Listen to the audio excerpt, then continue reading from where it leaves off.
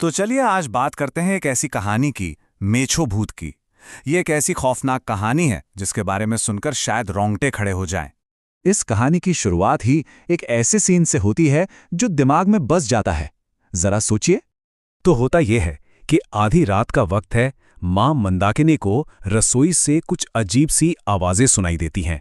वो देखने जाती हैं कि क्या हुआ, और वहां जो नजारा था वो किसी भी मां के लिए एक बुरे सपने जैसा था। उनकी अपनी बेटी सुगंधा एक बहुत ही कह सकते हैं एक राक्षसी रूप में थी।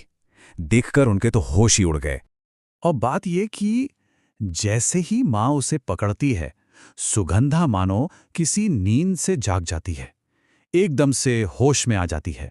वो अपने ही हाथ में वो खून से सनी चीज देखती है और खुद डर जाती है कि ये सब क्या हो रहा है मेरे साथ।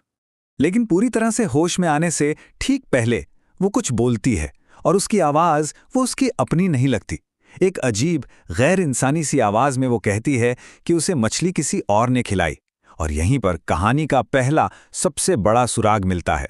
अब परिवार वाले इस पूरी घटना को एक बुरा सपना समझकर टालने की कोशिश करते हैं, पर उन्हें क्या मालूम था कि ये तो बस शुरुआत थी। असली खौफ तो अब शुरू होने वाला था और चीजें बहुत तेजी से बिगड़ने वाली थी। और ये जो अगली कुछ घंटों की कहानी है ना, ये दिखाती है कि खौफ कितनी तेजी से बढ़ सकता है। देर रात से शुरू होकर सुबह तक एक के बाद एक ऐसी डरावनी चीजें होती हैं जो किसी के भी होश उड़ा दें।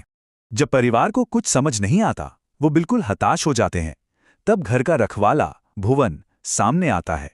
और वो एक ऐसी स्थानीय कहानी के बारे में बताता है जिसके बारे में सुनकर परिवार के पैरों तले जमीन खिसक जाती है। वो बताता है मेछो भूत के बारे में, मछली वाले भूत के श्राप के बारे में। अब देखिए, उनकी लाचारी का आलम यह था कि भुवन तो मदद लेने चला गया और परिवार ने सुगंधा को कमरे में बंद कर दिया, ये सोचकर कि शायद सब ठीक हो जाएगा। पर ऐसा हुआ नहीं। घर में भूतिया आवाजें बंद नहीं हुई। मतलब बुराई अब भी घर के अंदर ही थी, हर जगह। वो लोग सचमुच फंस चुके थे। तो अब परिवार के पास बस एक ही उम्मीद बची थी, एक तांत्रिक जिन्हें सब बाबा बुलाते थे। अब सारा दारोमदार उन्हीं पर था कि वो इस अनदेखी शक्ति का सामना करें। तो बाबा अपना काम शुरू करते हैं, मंत्र पढ़ते हैं, अनुष्ठान की तैयारी करते हैं।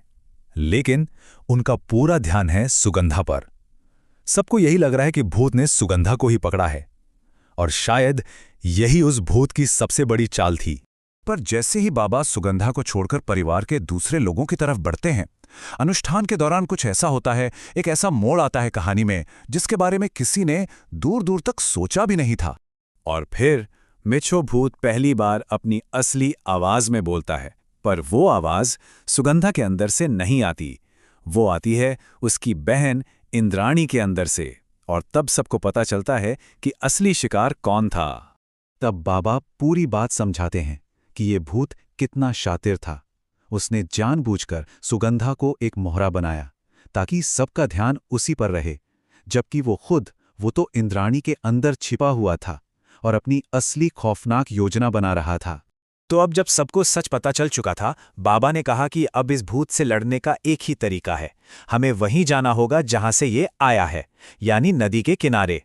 अब असली और आखिरी मुकाबला शुरू होने वाला था। और ये जो आखिरी प्लान था ना, ये बहुत ही सटीक और उतना ही खतरनाक था।